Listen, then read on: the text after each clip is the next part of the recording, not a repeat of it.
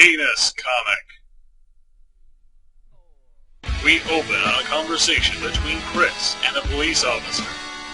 Hello, Chris. I am Officer Kano, Ivy's father.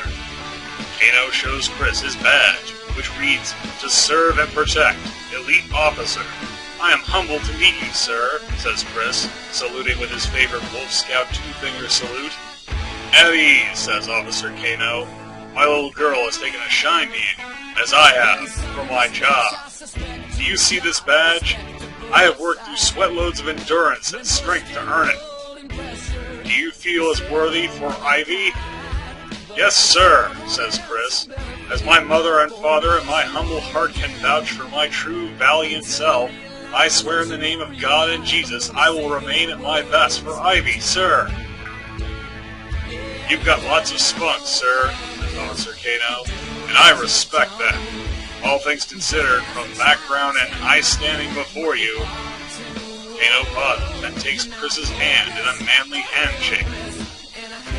"I feel you have been through and seen a lot of torment, and still managed to triumph through it all with a strong heart and fighting soul. You're good in my book, Christian.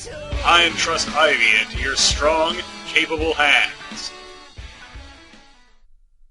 Later, at the Double Quick Hotel, Christian, Weston Chandler, and Ivy have arrived to check in. Ivy is wearing a wedding gown, while Chris wears a tuxedo, adorned with his Sonichu medallion. He hands his mayoral-issue credit card to the woman behind the desk and says, "Yes, I have reserved the penthouse honeymoon suite. Chandler is the name. Petal roses arranged delightfully, lavender-scented air fresheners, and a candlelit dinner of grilled chicken, greens, and mashed potatoes, with chocolate puddings for dessert." At the penthouse honeymoon suite, Chris carries Ivy over the threshold and into their rooms. At each electrical outlet, light plug-in air fresheners emit an erotic aroma of lavender. Pink rose petals are sprinkled along the floor, leading from the door to the bed, which has more rose petals arranged in a heart shape.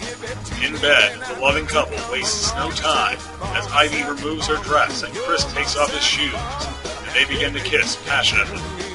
Soon they are both completely nude, save for Chris's Sonichu medallion, which is still around his neck as he mounts his sweetheart. Having completed the obligatory foreplay, Chris stands up to reveal his genitals. His erect manhood is enormous, twisted and bent, like a crooked tree emerging from a forest of pubic hair. Ivy sits up and presents her own genitalia, anxiously awaiting intercourse. As Chris penetrates his lover, the two suddenly transform. Chris becomes his alter ego of Chris Chan Sonichu, while Ivy has become some new form resembling an orange Rosichu. They continue making love this way, until at last they both look to the sky and thank Providence for this moment. "Thank you, God," thinks Ivy. "Thank you, God," thinks Chris. As they orgasm simultaneously, an explosion of fireworks engulfs the entire suite. Later that day, at dinner, "To our true love," say Chris and Ivy in unison. Apparently unfazed by the explosion of fireworks, they have returned to human form, and wear robes as they share a toast of quick orange soda, served in wine glasses. "Are you enjoying the chicken?" Chris asks. "Yes, I am," says Ivy. "Do you think you will be having the chicken again?" Chris asks.